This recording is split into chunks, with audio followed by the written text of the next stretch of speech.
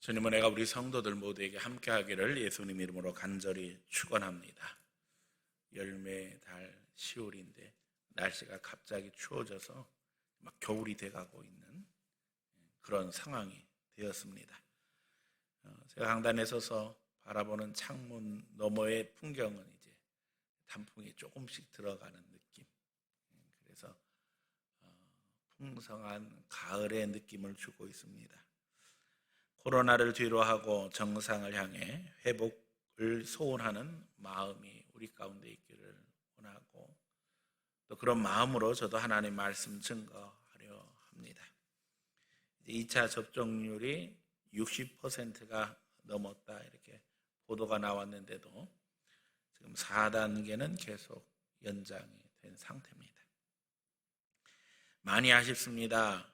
좀 뭔가 확 회복이 되어지고 또 변화가 있기를 원하는데 그렇지 못한 것이 사실이지만, 지금까지 우리가 코로나 이 사태를 지내면서 깨달은 것은 정부의 방역 조치나 어떤 정책이 중요한 것이 아니라 우리 마음 중심이 중요하다는 것을 깨달아가고 있지요. 하나님 바라보며 하나님이 원하시는 뜻을 이루어갈 수 있는 성도들 되시기를 축원합니다. 오늘 우리가 읽은 본문 에스겔 여기 37장 말씀은 에스겔서에서 가장 유명한 본문입니다. 에스겔은 포로 시대에 하나님의 말씀을 전한 선지자입니다. 하나님을 거역한 이스라엘 백성들이 결국 바벨론의 포로가 되어져서 70년 동안 종노릇 하게 되어집니다. 제사장은 본래 에스겔은 제사장으로 사역을 감당해야 되는 종인데, 그가 제사장으로 훈련을 시작해야 할 나이인 25세 포로가 되어 잡혀가고 30살 되어서 제사장으로 사역을 시작해야 될 그때에 하나님께서 바벨론 땅에서 그를 선지자로 불러주십니다. 그때의 상황은 유다 왕국이 완전히 망한 것이 아니라 아직도 예루살렘에는 유다 왕국이 살아있어서 사실 에스겔의 마음은 간절하기 그지없었습니다. 왜냐하면 지금이라도 돌이키고 회개하면 하나님께서 이스라엘을 살려주실 텐데, 우리가 다 포로에서 회복되어 곧 돌아갈 수 있을 텐데 하는 간절한 마음이 있었습니다. 하지만 문제는 더 심각해지고 비참해집니다. 그것이 에스겔서 이야기의 주 내용입니다. 그런 상황에서 소망의 가능성은 점점 없어지고 결국에는 예루살렘은 망하게 됩니다. 이제 모든 소망이 다 끊어진 것 같은 상황에서 하나님은 오늘 성령으로 임재하시고 에스겔을 해골 골짜기로 인도하셔서 해골 골짜기의 비전을 보여주십니다. 오늘 본문 내용이 그 내용입니다. 에스겔은 포로로 잡혀간 땅에서 하나님의 말씀을 전합니다. 그런 상황에서 하나님께서 해골 골짜기로 인도하실 뿐만 아니라 이 해골이 살아나는 모습을 보여주십니다. 사람 생각으로는 가능성이 1%도 없는 거지요. 저는 오늘 이 말씀 붙잡고 말씀 증거하기로 합니다. 하나님이 주시는 회복을 갈망하면서 전혀 가능성이 없는 것 같아도 우리가 절망 끝에서 소망 붙잡고 하나님의 은혜 갈망하며 회복의 은혜 속으로 들어가기 원합니다. 이 말씀 증거할 때 우리 성도들 모두가 다 주의 은혜 가운데 들어가며 오늘 말씀처럼 힘줄 생기고 살이 돋아나고 가죽이 덮이고 거기에 생기가 들어가므로 살아 일어서 큰 군대가 되는 놀라운 역사가 우리 심령에 함께하기를 예수님 이름으로 간절히 축원합니다. 첫 번째, 하나님께 소망을 두자는 겁니다. 에스겔 시대의 소망은 사라진 것 같습니다. 하나님은 바벨론을 몽둥이로 사용하셨고 이스라엘은 몽둥이에 두들겨 맞는 신세가 되고 말았습니다. 예루살렘이 망할 때 바벨론이 단번에 예루살렘을 멸망시킨 게 아니에요. 여러 번 침공함으로 말미암아 여호야김, 시드기야 여러 왕을 거치면서 이스라엘은 점점 피폐해지며 멸망을 향해 갑니다. 하나님은 계속 회개의 기회를 주시는데 이스라엘 백성들은 깨닫지 못하고 그 가운데서도 망하는 나라의 권력을 붙잡고 권력 투쟁을 하고 있으니 그것처럼 기가 막힌 일이 어디 있습니까? 우리는 성경 보면서 하나님이 늘 이스라엘 편이 되시는 것을 보아왔지요. 그게 이스라엘만의 이야기가 아니라 오늘 대한민국의 이야기고 우리 한 사람 한 사람 믿는 자들의 이야기입니다. 하나님 무조건 우리 편이 되셔서 기도할 때 들어주시고 어려울 때 도와주시고 책임져 주십니다. 그런데 문제는 코로나 사태를 겪으면서 교회가 직격탄을 맞게 되었고 그리스도인들은 감염병 전파의 주범처럼 사람들에게 세뇌되기 시작했습니다. 사람들이 우리에게 말합니다. 아직도 교회를 다니느냐고. 니네 교회는 아직도 예배를 드리느냐고. 기가 막힌 일이죠. 이런 질문을 받는데 너무나도 속이 상합니다. 그래서 우리도 하나님 앞에 질문합니다. 하나님 왜 코로나 사태를 우리에게 주셔서 이 어려움을 믿는 자들이 당하게 하십니까? 또 특별히 교회가 왜 이런 어려움 당하게 하십니까? 여러분 다 그런 의문을 가지고 하나님 앞에 기도하시는 줄 압니다.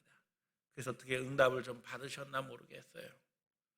저는 하나님께서 분명히 주시는 응답이 있습니다. 시대의 천안입니다. 하나님은 알곡과 가라지를 나누셔서 알곡은 어떻게 해요? 창고에 들이셔요. 그러나 그 중에서 더 좋은 것은 구별해서 어떻게 합니까? 다음 농사를 농부가 준비하는 것처럼 하나님이 이 시대에는 일꾼을 구별하신다는 거예요. 교회가 직격탄을 맞은 것은 교회가 책임의 주체이기 때문입니다.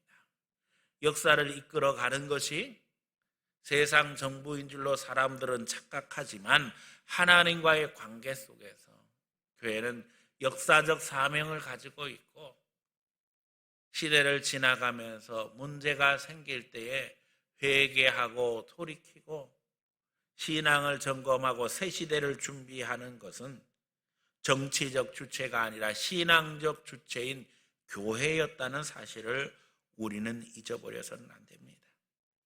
하나님은 코로나를 통해서 인류의 죄악을 다 드러내셨어요. 속에 감춰져 있던 문제들이 다 드러날 뿐만 아니라 지금도 악한 의도와 생각을 가지고 행동하는 모든 것들이 다 적나라하게 드러나게 하고 계셔요. 눈이 있는 자들은 그것을 보게 되어지고 귀가 있는 자들은 듣게 되어지고 지각이 있는 자들은 깨닫게 하고 계십니다.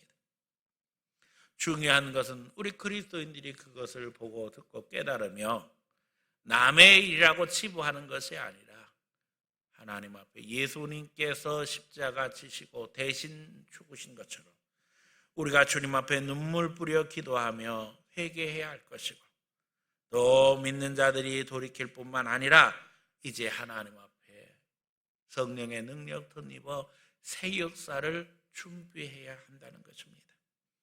하나님은 해골 골짜기로 에스겔을 인도하시고 해골을 보여주시면서 에스겔에게 질문하십니다. 이 해골들이 살겠느냐? 사실 절망적입니다. 여러분, 해골은 해골입니다. 해골이 뭐예요? 죽어서 시체가 썩어지고 문드러져서 위에 덮인 살이고 가죽이고 다 없어져서 남은 것이 뼈다귀 해골 아닙니까? 그게 어떻게 살아나겠어요? 사람의 생각으로는 절망적이고 불가능합니다. 오늘 우리의 시대가 이와 같이 되었습니다. 너무나도 절망적이지요. 답답합니다. 국민의 주권을 위임받은 정부가 많은 대책을 세우지만 영영 시원하지가 않습니다. 지금 한쪽에서는 국민들이 포로로 잡혀가서 종로를 타는데도 불구하고 권력에만 눈이 멀었던 예루살렘의 기득권자들처럼 세상 권력들은 자기 권력 지키는데 혈안이 되어 있어요. 지금도 우리가 대통령 선거 눈앞에 두고 있지만, 그래서 각 정당에서 대통령 후보를 세우기 위해서 경선하는 과정에 있고 토론하는 과정에 있고, 뭐 한쪽에서는 결정됐다고 하는데 보면은 웬 스캔들에 웬 비리에 우리는 뭐가 뭔지도 모르게 저런 사람들 대통령으로 세워야 되나 하는 생각이 들 정도로 답답하기 그지없습니다.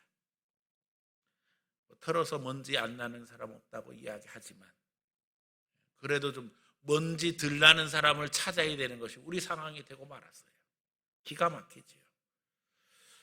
그러나 에스겔은 그 답답한 상황에서 하나님 앞에 이렇게 고백합니다. 주께서 하시나이다.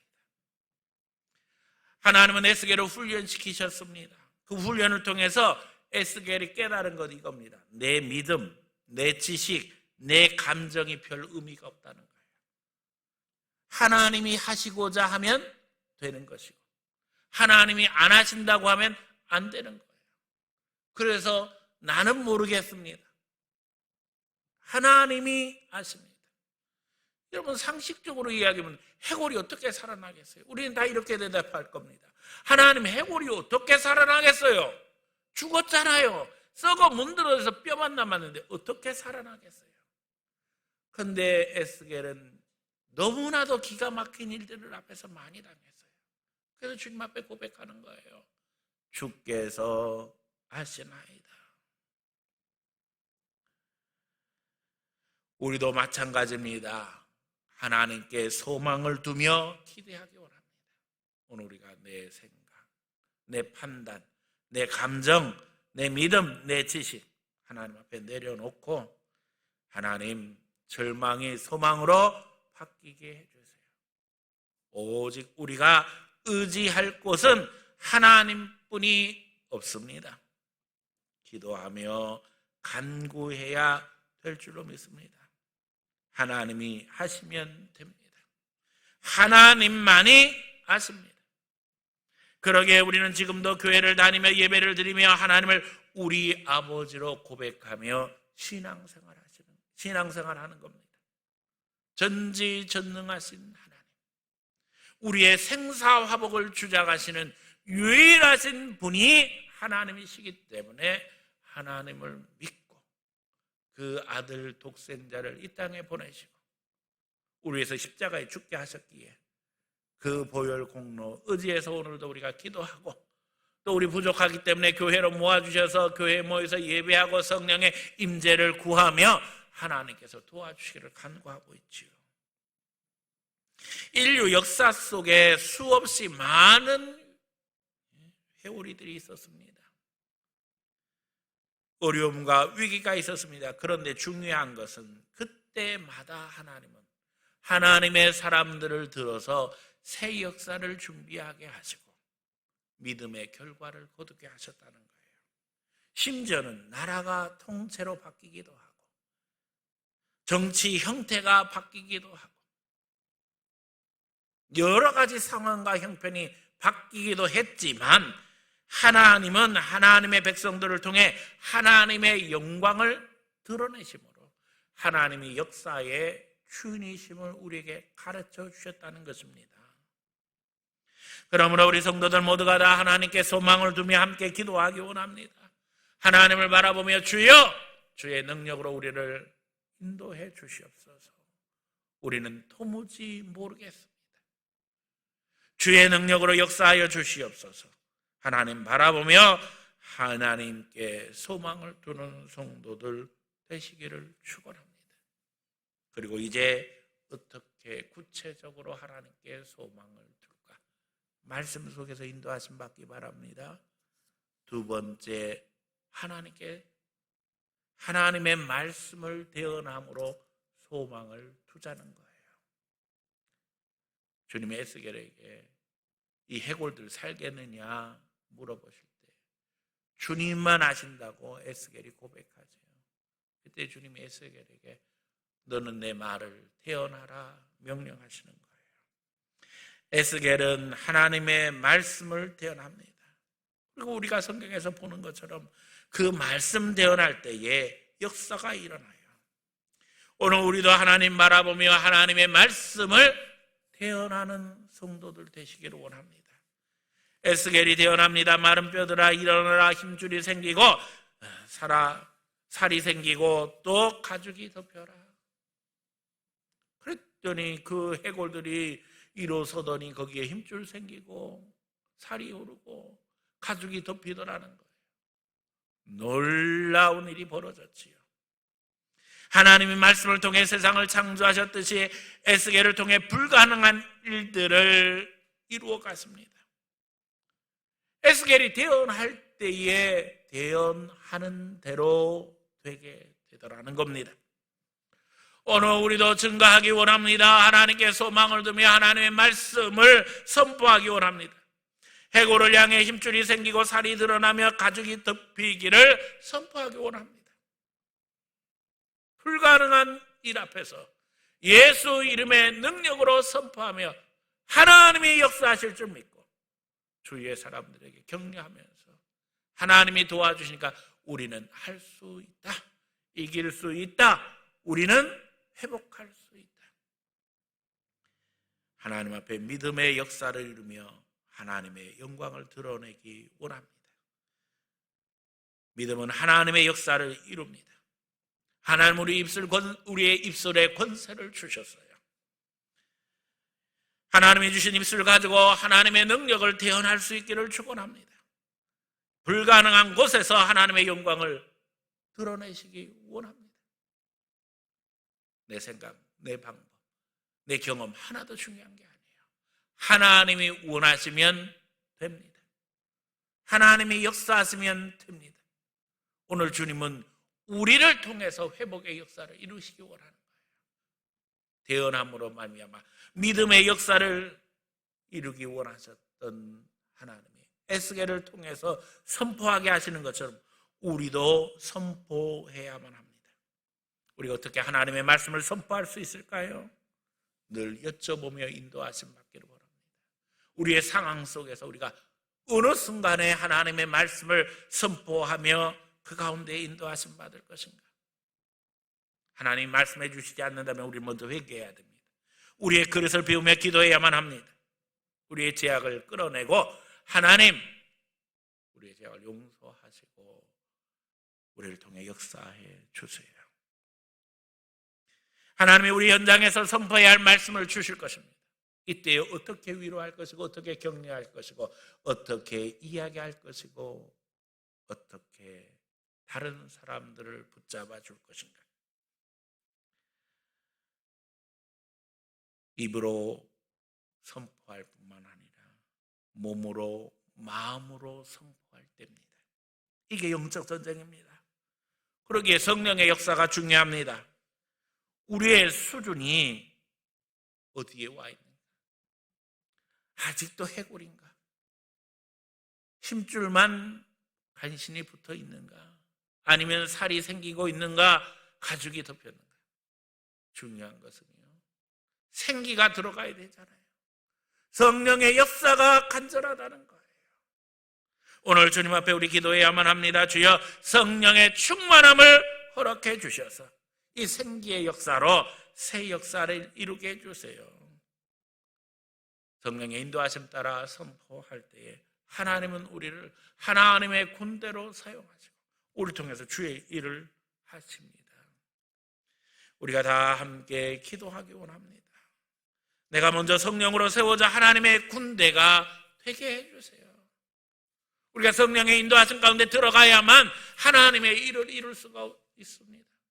우리가 그냥 해골 골짜기에 누워있는 해골처럼 아무것도 하지 못하고 있다면 하나님 역사하시지 않아요. 오늘 주님 앞에 성령의 충만을 구하면서 주여 힘줄도 붙게 해주시고 살도 오르게 해주시고 가족도 듣게 해주시고 무엇보다도 성령의 은혜를 부으심으로 말미암아 생기가 넘치게 해주세요. 주께서 아담 만드시고 어떻게 하셨어요? 그 코에 생기를 불어넣으심으로 생명이 되었더라. 하나님의 성령이 함께 하실 때 우리는 할 수 있습니다. 오늘도 성령의 은혜를 구하면서 주여 도와주시옵소서, 역사해 주시옵소서 간구하는 가운데 주의 인도하심 받으며 믿음의 역사 이룰 수 있는 귀한 성도들 다 되어지기를 예수님 이름으로 간절히 축원합니다. 세 번째, 하나님은 단계를 따라 역사하신다는 거예요.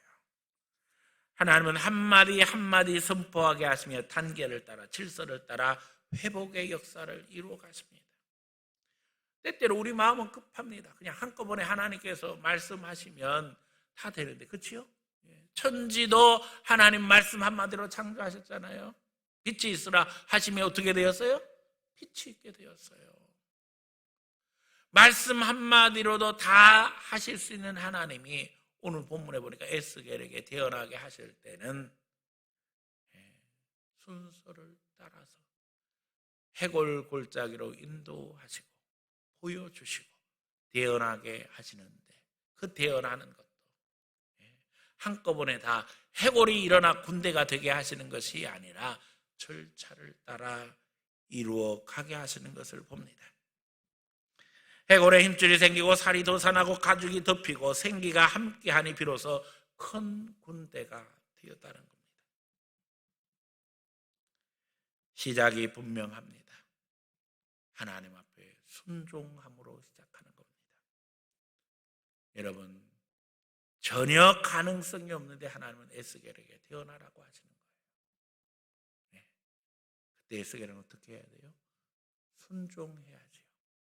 하나님만 아신다고 하면서 순종하지 않는다면 어떻게 되겠어요? 시작부터 끝까지 순종하며 하나님을 신뢰해야 합니다. 생기가 들어가 움직일 때까지는 뭐예요? 시체입니다. 아니, 해골에 힘줄 붙은데 무슨 소용이 있겠어요? 거기 살이 오른데 무슨 소용이 있겠어요? 가죽 덮인 데는 무슨 소용이 있겠어요? 그때까지는 시체일 뿐입니다. 그러나 거기에 생기가 들어가게 되어지면 일어서는데 뭐라고요? 하나님의 군대인 거예요. 오늘 우리가 이와 같습니다. 성령 역사 없으면 우리가 살아있는 것 같지만 살아있는 게 아니에요. 시체 수준으로 살아가는 거예요. 사람인 것 같지만 성령의 인도하심 받지 못하면 걸어 다니는 시체 수준이라는 거죠. 성령 충만 받아야만 합니다.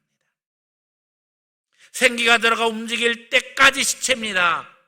회복에는 단계가 필요하며 포기하지 말아야 한다는 겁니다. 우리가 이 코로나 사태를 지내면서 여러 가지 도전을 많이 받고 있습니다. 여기서 착각하지 말아야 될 것은 이게 정상이 아니라는 거죠. 정상으로 착각하면 안 됩니다. 이렇게 얼마든지 살아갈 수 있을 거라고 생각하는 사람은 누구도 없습니다. 정신 차려야지. 물론 이때도 돈 버는 사람도 있고 이때도 권력 없는 사람이 있고 이때도 성공하는 사람이 있겠지요. 그러나 이 시대를 정상이라고 이야기할 수 있는 사람은 아무도 없습니다. 오늘 우리는 하나님 앞에 우선순위를 잘 지키며 새 역사를 만들어내야만 합니다. 단계를 따라 무엇부터 시작해야 하는가? 지금도 하나님은 이 시대를 열어갈 교회를 찾고 계시고 사람을 찾고 계십니다. 교회는 다시금 일어서 이 회복의 역사를 이루는 새 단계로 들어가야만 합니다. 적극적으로 동참하며 헌신해야만 합니다. 그래야 내가 살 수 있고, 내가 살아야 내 가정 살릴 수 있고, 내 교회를 살릴 수 있고, 나가 민족과 인류를 살릴 수 있습니다. 교회는 새 역사를 이루기 위해서 리더십 트레이닝 기간을 가졌지요. 많은 분들이 참여해서 감사를 드립니다. 그러나 이것이 훈련으로만 끝나는 것이 아니라 실천의 단계에 들어가기를 기도하면서 어떻게 실천할 수 있을까? 더더욱 금식 헌신하신 분들을 이제 다 릴레이로 짜서 하나님 앞에 최소한 1년 이상 이 릴레이를 계속해 가려고 기도하고 있어요. 이렇게 평생 할 수는 없지요. 지금 어떻게 생각하면 힘을 다 모아서 총력 전진해야 되는 상황이에요. 이게 우리 교회의 형편이고 어떻게 생각하면 우리 사회의 형편입니다. 지치고 힘들지만 더 힘을 내야 될 때입니다. 또 어제는 SF 영어 프로그램 설명에 있었는데 헌신한 분들이 많이 있었어요. 너무나도 감사를 드립니다. 날씨가 갑자기 추워지고 또 방역 단계가 연장되면서 기대만큼 많은 사람들이 참여하지는 못했지만 나름 결과를 거두고 또 제 마음에 위로와 격려가 되었어요. 하나님 앞에 너무나도 감사해요. 강사 목사님 오셔가지고 이야기를 열심히 하셨는데 저에게 주시는 메시지가 많았어요. 오늘 우리가 하나님 앞에 더 감사해야 될 것이 지난주 은혜 중에 공동회의가 잘 끝났습니다. 그래서 후보로 세워진 모든 분들 다 만장일치로 통과되었습니다. 목사가 그냥 투표하지 말고 가부를 묻자고 해서 만장일치로 통과시켰어요. 왜냐하면 지금은 비상시국이에요. 투표해가지고 한 표 더 나온들 무슨 의미가 있겠어요. 그래서 지금 계획은 내년 1월 15일 임직 예배합니다. 장로님, 권사님, 안서 집사님 세우는데 사실 이날이 중요한 것이 이성용 목사 목회 만 30년 되는 날이에요. 또 제가 늘 이야기하지만 우리 교회는 하나님께서 제가 너무 부족하니까 여기저기 다 모아주셔서 모아서 지금 오늘 여기까지 와 있어요. 그래서 뿌리가 한마음교회, 오르동 중앙교회, 항동 중앙교회 이게 다 모아져가지고 사실은 두 교회 하나 되기도 힘든데 하나님께서 그냥 두 교회 하나 되게 해주시고 두 교회 하나 되게 해주시고 이래가지고서는 오늘 우리에게 이르렀어요. 그래서 제가 그 역사를 다 모으니까 내년 1월이 되면 100년이 되는 거예요. 제가 늘 고백하지만 어느 한순간도 하나님의 역사 없이 우리는 여기 올 수 없었습니다. 다 우리가 각각이고 또 어려운 시절을 겪었는데 그 가운데 하나님이 여기까지 인도해 주셨어요. 그래서 이렇게 정했습니다. 모아 교회 사역 100년. 그럼 이제 101년 새 역사를 써야죠. 다 힘을 모아서. 사실은 목사가 보통 한 교회에서 20년 목회를 하면 은퇴를 하는데 저는 20년이 넘어서 30년을 맞이하고 있어요. 하나님 은혜지요. 진짜 어렵고 힘들게 왔는데 그런데도 은퇴할 나이가 앞으로도 한참 남았어요. 제가 담임을 30년 했다 그러면 목사님들 주위에 이제 분들이 그런 얘기를 해요. 아니, 목사님 30년 했다는데 도대체 언제부터 하셨어요? 아무리 얼굴을 봐도 머리는 좀 빠졌지만 나이가 그렇게 안 되신 것 같은데 제가 만 28살부터 담임을 했습니다. 그래서 30년이 된 거예요. 감사하지요. 이제 새롭게 시작해야 됩니다. 하나님 앞에 변화의 역사를 이루며 우리가 해골처럼 지치고 힘든 상황으로 그냥 누워있을 것이 아니라 힘 얻어 하나님 앞에 믿음으로 도전하고 일어서야만 합니다. 오늘 오후 예배에는 특별한 순서가 있지요. 한성교회 올로 목사님, 박성준 목사님 모시고 은혜 받기로 했어요. 제가 주중에 통하고 어제도 다시 한번 통하면서 목사님 어려운 때인데 많이 모이지도 않지만 하여간 와서 마음에 좀 불을 붙여주세요. 그래도 영역 있는 목사님이에요.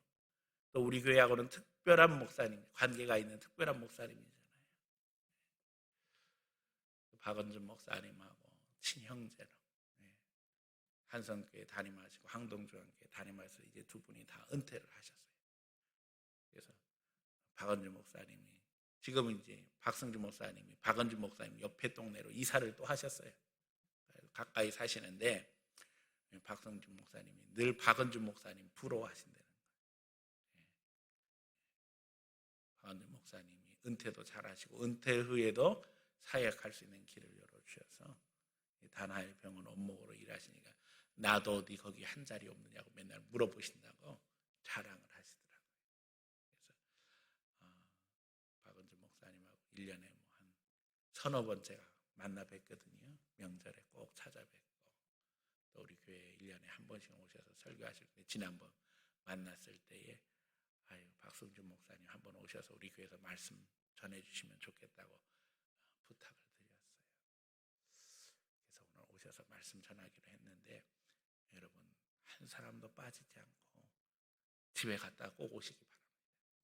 일부 예배 사실은 헌신자들을 위한 예배예요.